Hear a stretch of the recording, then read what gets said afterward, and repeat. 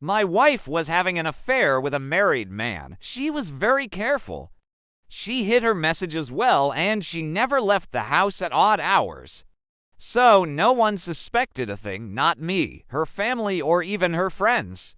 It all came crashing down one evening when I got back from a business trip. I arrived home at around 8 p.m., and as I opened the front door, I heard the sound of my wife's voice coming from the living room. I walked in and saw her talking to a man I didn't know. He was tall and handsome with messy brown hair and kind eyes. And my wife, well, she looked beautiful as always. "Who is this?" I asked, taken aback. My wife quickly introduced them. "John, this is my husband. Mark," she said, "Mark, this is my friend, John. We met at a party last week. I shook John's hand and he smiled, a charming smile that didn't quite reach his eyes. Over the next few weeks, I couldn't help but feel a growing unease.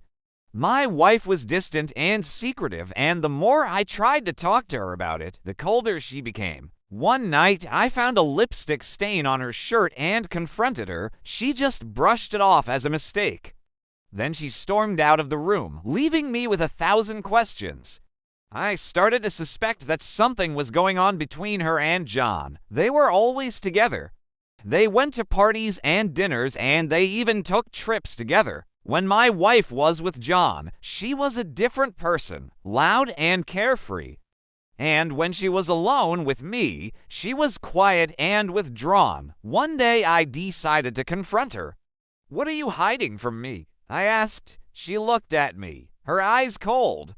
"There's nothing to tell you." I reached out to touch her, but she flinched away from me. That's when I knew something was wrong. I started going through her phone and found some very concerning things. There were pictures of her and John in compromising positions. And then there were the messages, hundreds of messages between them. I read every single one of them, and they confirmed my worst fears. My wife was having an affair with John. To be honest, I wasn't sure what I expected when I confronted her, but it definitely wasn't the look of pure hatred on her face.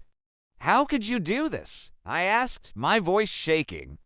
"How could you betray me like this?" She stood up, her eyes blazing. "Don't you dare talk to me like that." "But the messages, the pictures," I stammered. "They mean nothing," she said coldly. "You have nothing." I felt like I'd been punched in the gut. All those times I'd questioned her, all those times I'd tried to talk to her, she'd lied to me. I wanted to scream, to break things, but I didn't. Instead, I just stared at her, trying to make sense of it all. It felt like the world had been turned upside down. My wife, who I loved with all my heart, was having an affair? I didn't want to believe it, so I confronted her again. "Are you sure you don't want to tell me anything?" I asked. She looked away, her voice low. "I'm sorry, Mark, I just can't tell you." "Why? Are you ashamed of me?" I felt a surge of anger. "No, it's not like that," she said quickly. "It's just that it's none of your business." I stared at her for a moment, unable to speak. Her words echoed in my head. "It's none of your business." That's when I realized that I would never get through to her. She was determined to keep her affair a secret, no matter how much it hurt me. I felt like I'd lost a part of myself, a part that believed in love and trust. The next day, I told my best friend everything, and he helped me to leak the affair to my wife's friends and colleagues. I wanted everyone to know what she was like. I wanted them to see that she wasn't the innocent, loving woman they thought she was. I know what you're thinking. Why didn't I just divorce her? Well, I did, but it's not that simple. There are legal procedures and emotional turmoil involved.